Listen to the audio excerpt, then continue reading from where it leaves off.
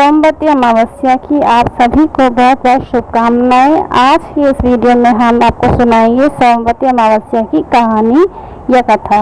तो आप इस कथा को पूरा सुनने के लिए मेरी वीडियो में मेरे साथ अंत तक बने रहिए।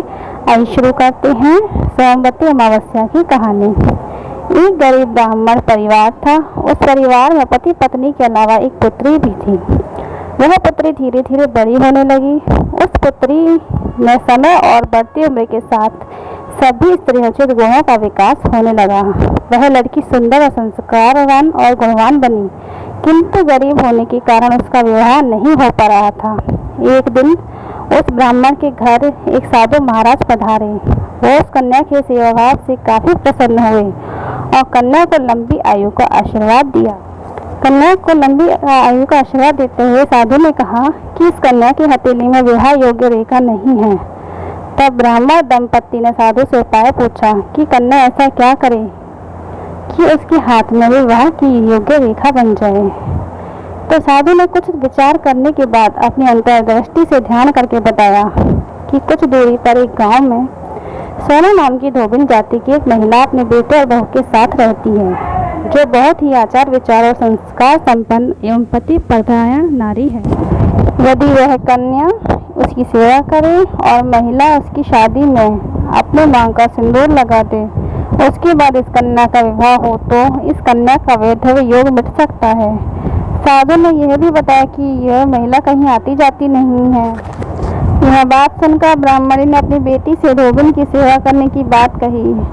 अगले दिन कन्या प्रातः काल ही सोना भाविन के घर जाकर सफाई करने लगी और अन्य सारे काम करके अपने घर वापस आ गई। एक दिन सोना धोबिन अपनी बहू से पूछती है कि तुम तो बहुत सुबह ही उठकर सारे काम कर लेती हो और पता भी नहीं चलता।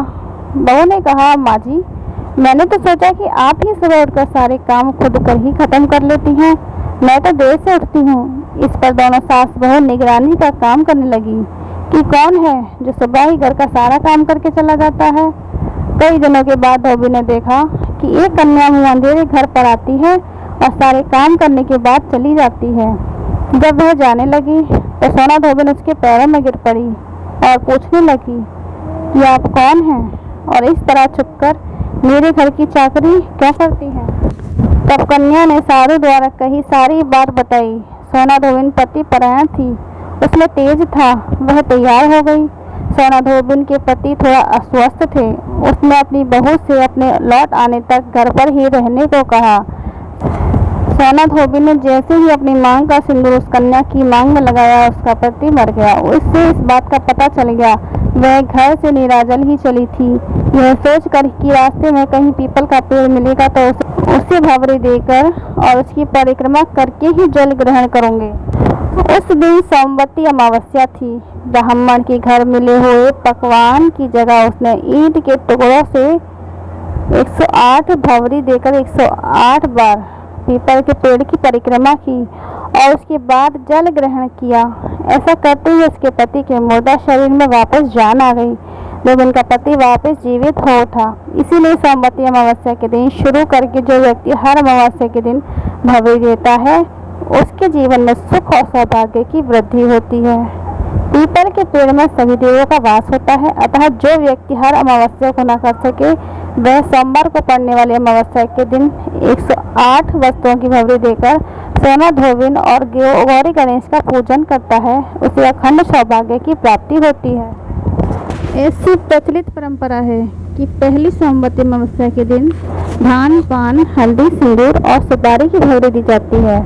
उसके बाद की सोमवती अमावस्या को अपने सामर्थ्य के हिसाब से फल, मिठाई, सुहाग सामग्री, खाने की सामग्री इत्यादि की भंवरी दी जाती है और फिर भंवरी पर चढ़ाया गया सामान किसी सुपात्र ब्राह्मण, ननद या भांजे को दिया जाता है।